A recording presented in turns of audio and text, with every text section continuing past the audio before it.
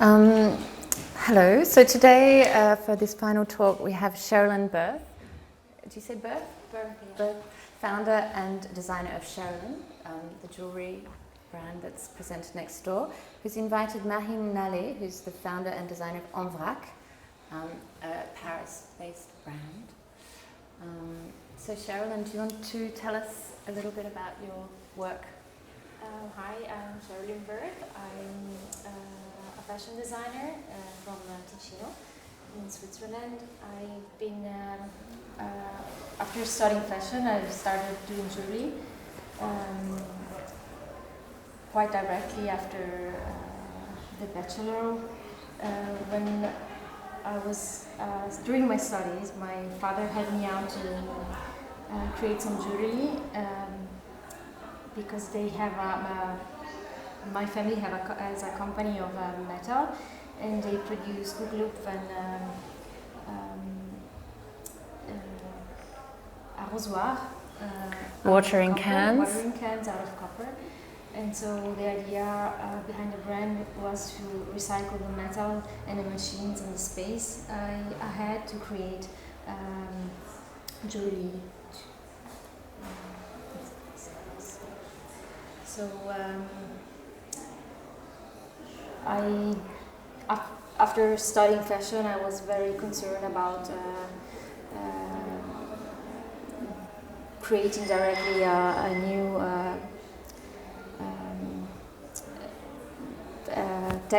new label, textile label, a new brand. Sorry. Yes. And so I thought it was a great thing to start with what I had around instead of going from something I didn't have and I had to build. And for me, it was very important to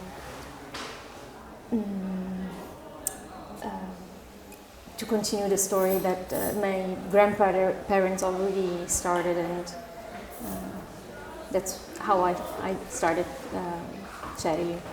Okay, fascinating. We'll get back to talking more in detail, but Marine, tell us about En VRAC. En VRAC is a brand I created a few years ago while I was still part of the fashion industry. I mean, I was working for a big luxury French company for 20 years, and I started this personal project aside my job on weekends, holidays, and the starting point of En VRAC is basically I use second-hand garments and I transform them with my drawings. So I'm drawing a lot, and I was drawing a lot at that time, and just was really bored of stocking my drawings in my paper drawings in a cupboard. So I decided to make something out of them and to find a craft woman that could silkscreen print them by hand on the garments.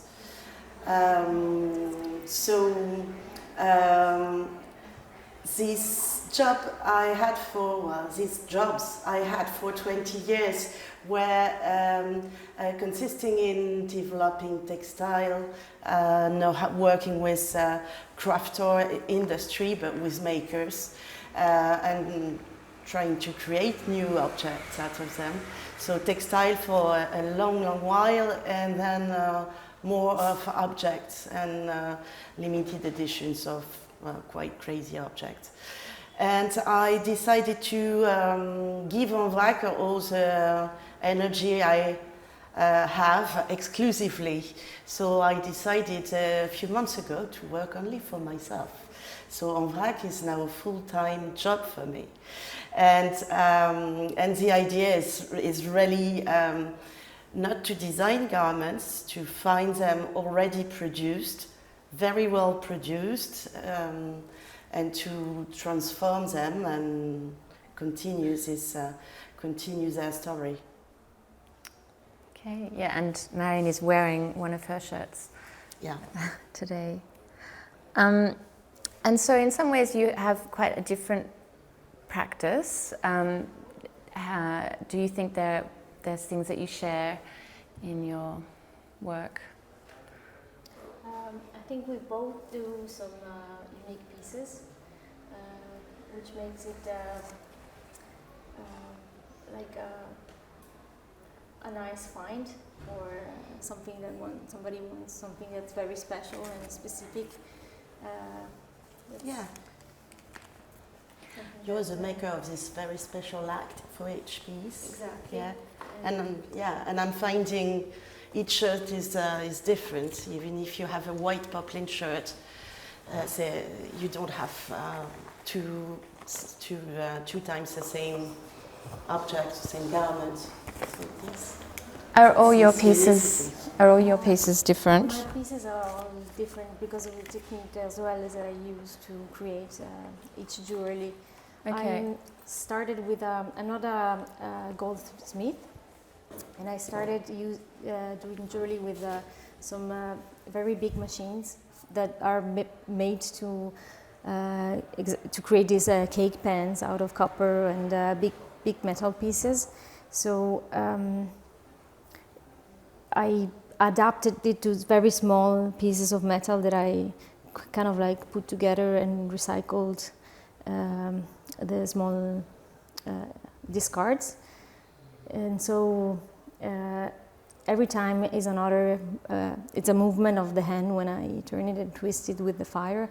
And so it makes it always a little bit different from the other. Okay. That's how it's unique. And these machines are made for big pieces usually. Exactly, yeah. So huge machines for very tiny pieces, which is giving also like this very irregularity that I am looking for, and which makes it, I think that all those detail makes it that you kind of like appropriate yourself of the piece itself when you wear it, because it's your defect. Yes. Kind of like in a way. And so you finished studying fashion design, and then did you think you were going to keep doing jewelry, or is it more I'm curious to explore, but I want to do textiles? The idea, I think, with as a fashion designer with just a bachelor, you come out and you want to gain experience from another big brand. You want to go from Switzerland, you have to go away. I did an internship in London and I worked there for a moment, but it was very short. So the idea was to go in a bigger house, and that was kind of like the goal at the beginning of the studies. And when I finished the studies, I was actually very annoyed about how the industry works and how in the future I was concerned. And that's when I saw the pieces that my father had made with me during the bachelor, and I saw the potential of what I actually already had. He directly told me, if you want to do it, you have to learn it by yourself, and you have to get to know the production and do it so that you actually understand if you really like this or not, and if you will manage to keep the space and the machines. And so that's how I tried out. After a few months of experiencing with the metal, and kind of like came that it was working. I was capable of doing it myself, and it was great because I saw that I could take this material, I could take this machine. The product is a finished product that could work, and so I continued without really thinking about how it was going to come. Maybe a bit naive, but at the end, now it's 4 years that I'm doing it, and it's been 2 years that I'm completely independent, and I'm working in a very small scale. But I actually I'm feeling that it's a nice way of being able to produce something that is limited, and it doesn't have to be a huge production, but it's enough for me as a person to live with. And Marine, your choice to change direction, why did you make that decision? I had the opportunity to travel quite a lot with for my job, and it happens that I was in Asia visiting some factories and just realizing that the condition of production were absolutely not corresponding to what I thought was human and right, and that in a way luxury could be approached by that kind of production ways, even if we didn't work in these conditions. I saw them from my eyes, and then when I came back to Paris, I just felt like that we were on the wrong way, in my opinion, and I started not to buy anything new anymore from the shop. So I really started to buy only second-hand garments. I bought less and less garments and really stopped consuming fashion like baguette, which is obviously the reasons that the fashion industry is telling us to consume. And I'm just searching garments that I need and that I love and that will last. That's the thing. And I decided to change because the way was quite long to get to En VRAC, but I needed to express myself and to draw a lot. That's the first point. And then I'm a fashion lover, and I don't know anything else. I don't know any other job. So, well, now I have to deal with it. But I don't want to participate into this giant waste and supercherie. Okay. Yeah. And we talked earlier a little bit about how your work process and in the inspiration. I thought perhaps we could talk a little bit about that. Yes, I think. I think she's more of an expert on it, but I think we both love to collect objects and things that we care. Yes, I think it makes it like a sort of a archive of things in your head as well, of like of things that you can see. You love how it's made. You love the quality, and you search to do exactly not the same, but you want to get in the direction of producing an object that inspires you the way you were inspired when you saw it on the flea market, or you were in the antique store, or in the. I come from my family had they had this metal company factory where they produce those metal things, but they also had an antique store where they collected and resold. Actually came to Paris and then resold so I kind of like grew up also in this kind of like huge bazaar, because it became like of objects things that you memory. have to, and look and find, and it's always like a sort of treasure place where you can.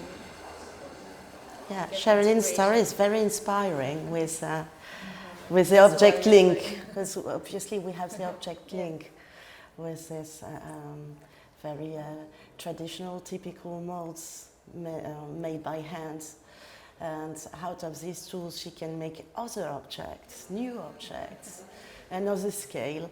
And I have to say that I'm really inspired by objects. I like things, I like to collect them for the shape, the color, the graphism. The usuals, they're not precious. They're just like, I like them. And then I can draw them because I like the shape, colors, and graphism. And in a way, I consider that shirts or sweatshirts, which are the garments I make at En VRAC for the moment, they're kind of objects as well. You know, they're so usual, so well known that you cannot say who designed them. They're so archetypal. So they are objects that are easy for me to transform with drawings. They're like blank pages. Yeah, that's an interesting image. And what's the hardest thing? I mean, you've both got a very unique practice. I imagine there's all sorts of challenges. Sherylin, what's the most challenging part of your business or your process? I think it probably being confident enough to sell jewelry, because I come from the fashion design. I studied fashion design, so I kind of like know how I would know why I would buy something for that price, because I know the technical and the hard part behind it. And when I started doing jewelry, not being a jeweler, I thought I didn't have value on that side, and so it took me a while to kind of like go to be able to sell also on a good and price that I was capable to comfortable with the client to sell. Yeah, that was probably. But it took me time, and now I'm more comfortable with my practice as well. I know better my techniques as well. And so do you make everything, like what you're wearing now, it's all been made? By myself, yes. By yourself on these machines? Exactly, yeah.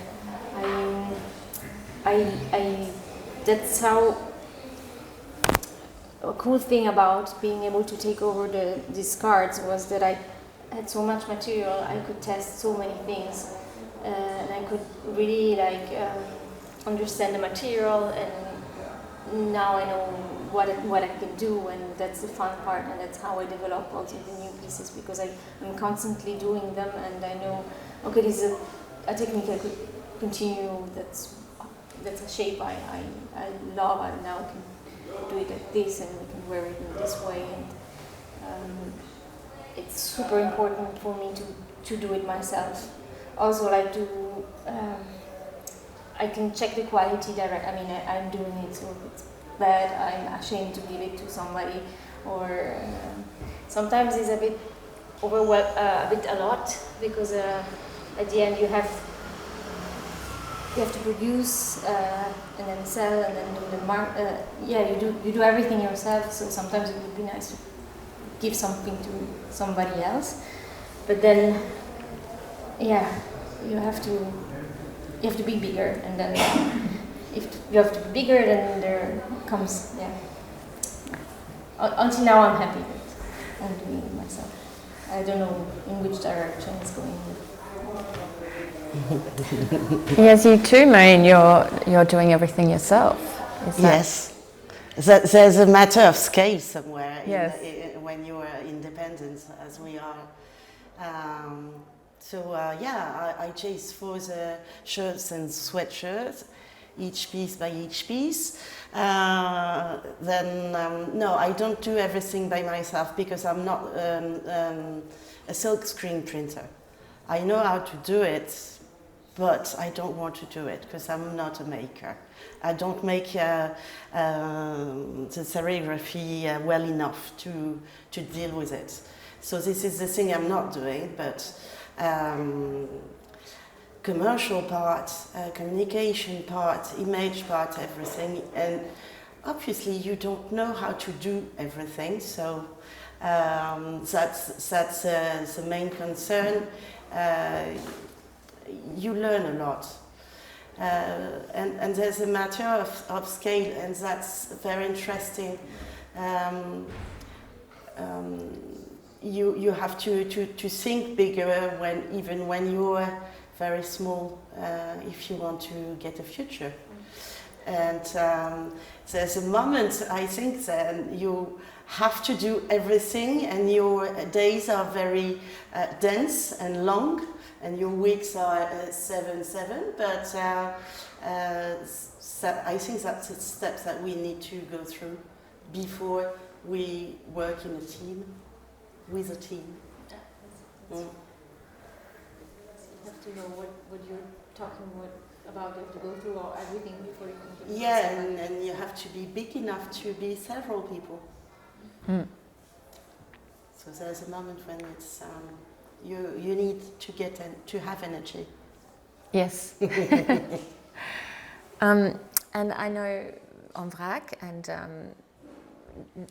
when I first discovered the brand, you were focused just on shirts, and I thought that was interesting to your sort of expertise, I guess, on the shirt, something perhaps that we don't necessarily pay a lot of attention to. But yeah, tell me about your journey of discovery with the art of the shirt. Well, yeah, as I said, so the design is the man shirt. It's a no design. There's nothing but kind of color, patterns, very small details, the seams, the fabric, of course. The design of the signature of the shirt is the design of the maker in the end. So if you have a great shirt maker, knowing exactly how to realize a shirt in the règles de l'art, you will have a long-lasting shirt and perfectly fitting everybody. But that's a specialty, and there is still some, but some shirt makers, and were not doing the suits or anything else, but just shirts. You still have some in Paris. You have Charvet near Place Vendôme, but Place Vendôme was the neighborhood of the shirt makers. There were dozens of them over there. There's one or two left, pitifully, but their shirts are still alive in some flea markets. So the days when I'm lucky, I can find some. Yeah. So, and I'm learning the details by searching, picking, observing. Mm. It's a matter of how many stitches you have on a centimeter. The more you have stitches, and the more the shirt is carefully made. Okay. But can I ask you, lots of the time it's about searching for... Like you have to spend a lot of time also like in the research of these pieces, Yeah. right? It's kind of a quest. Okay. Quest for shirts. And this morning I was in the flea market, and if I'm in a bad mood, I think that fast fashion is everywhere in the flea markets, and I'm really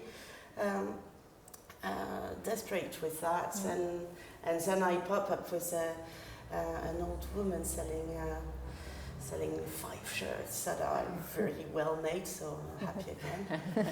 But yeah, obviously fast fashion is becoming the majority of products that you can find in the flea markets, and it smells more and more plastic there.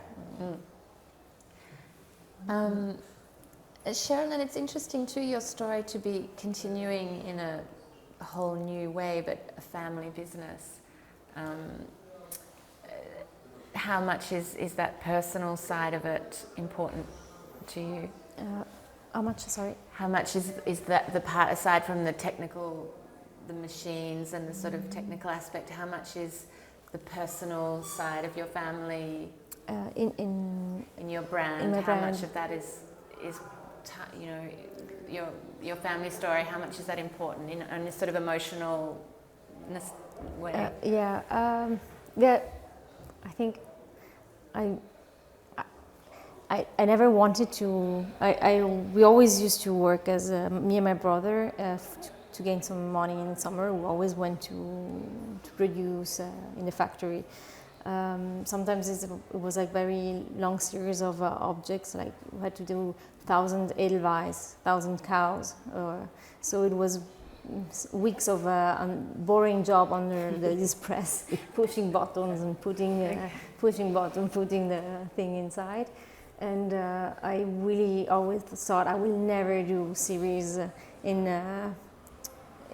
my future. I cannot see myself in here. But anyway, you kind of like you're really attached to the products that your family always sells and have around, and your grandparents as well. So even if I was never thrilled before about this Swiss articles as well. Now I'm really attached to it because it's a family story. It's part of it, and if I like it or not.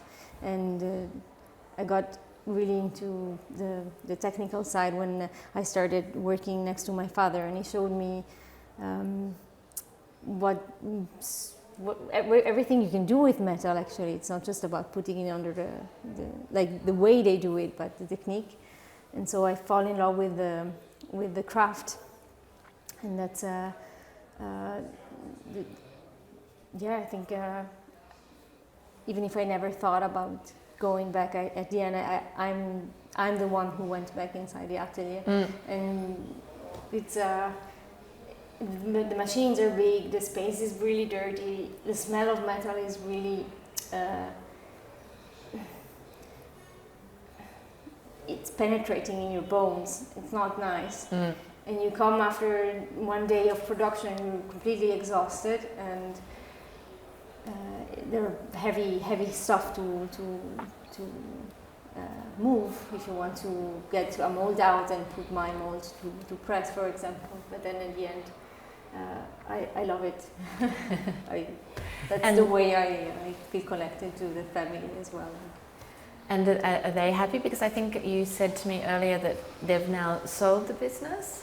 No, not yet. They're Not yet. still, Sorry. yeah. Okay. But they will probably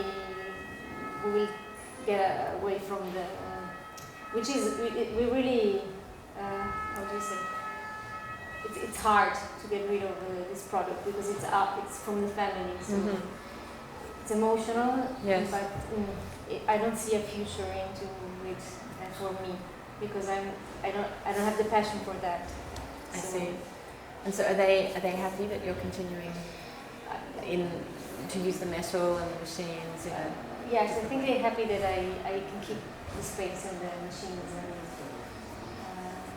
I think they're more happy that I found something that I really like inside the fashion business as well, because they were really worried about me studying fashion or going into that kind of industry, because they're more like of craftsman side and have another. They know a bit the industry from outside, and they were a bit worried because they love the craftsmanship as well, and I think they're happy that I found a solution. Good. It's a full bone time, I think, again, like yesterday.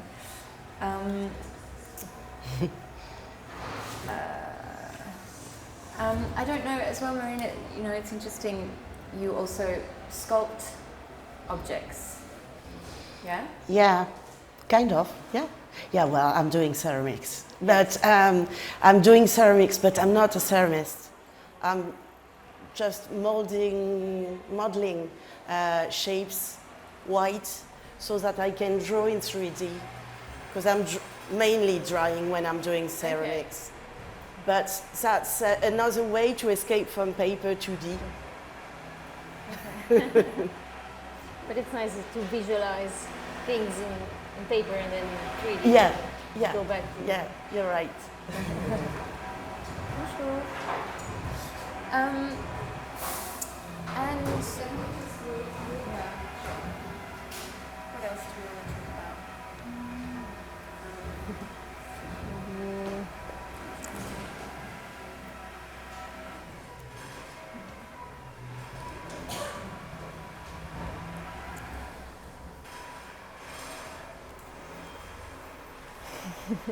Well, just to come back to Sherylin history.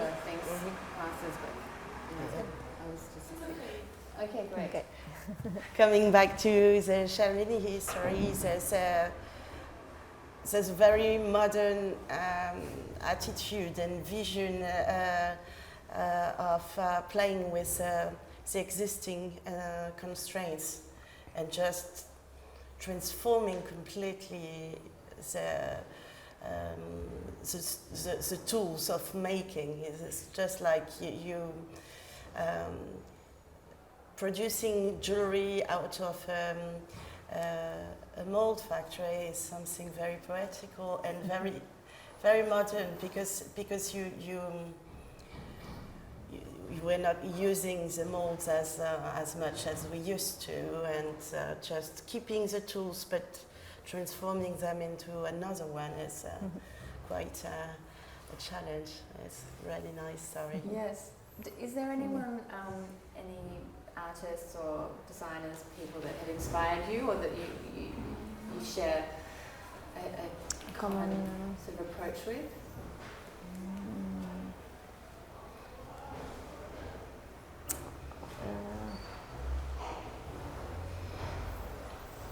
I think it's not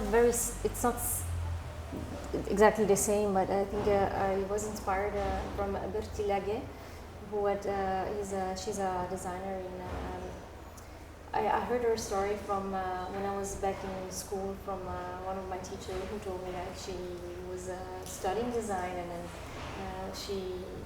her family also had a company, and then she decided to go through to learn the craftsmanship of blacksmith, and she went inside an atelier near Lausanne, and she knocked on the door and said, like, I want to learn it myself, and then she had the chance to take the space after she learned the craft, and I think that was very inspiring. It was just before I decided to, what do I do? Should I try to make a jewelry or not? But she's more into it. She's not making jewelry, but yeah, that was a story that inspired me. And yeah. What about you, Marine? Have you got some models or mentors or inspiration? Well, I was born in 1990, so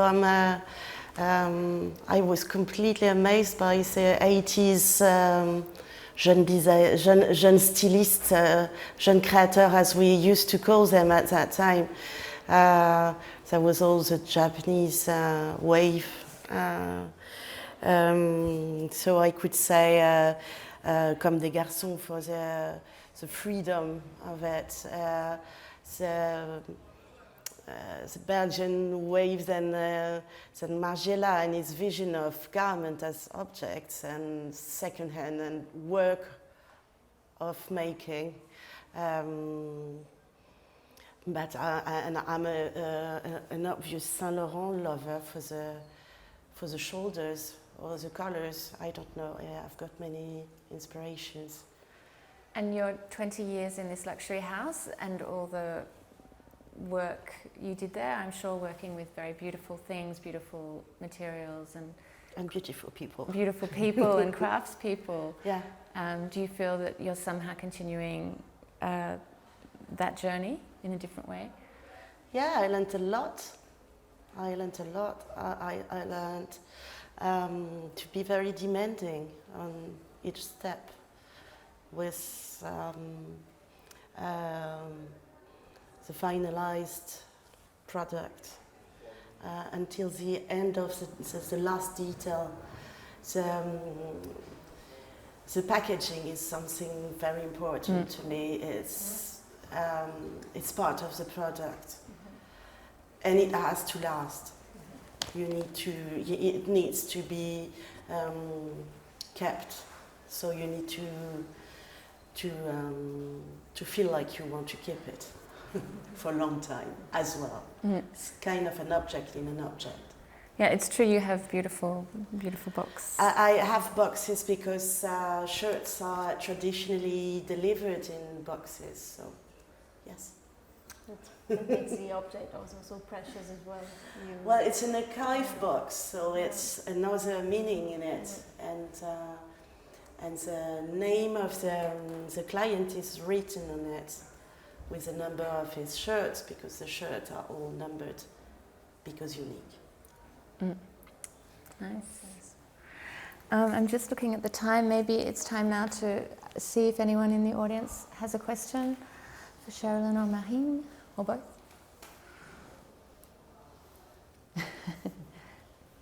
Come on. So, Jerry and I talked a lot about you already, but so the shirts, like how can I get one? Do I need to go straight to you, or do you sell in shops, or what is your... Very good question. Commercialization.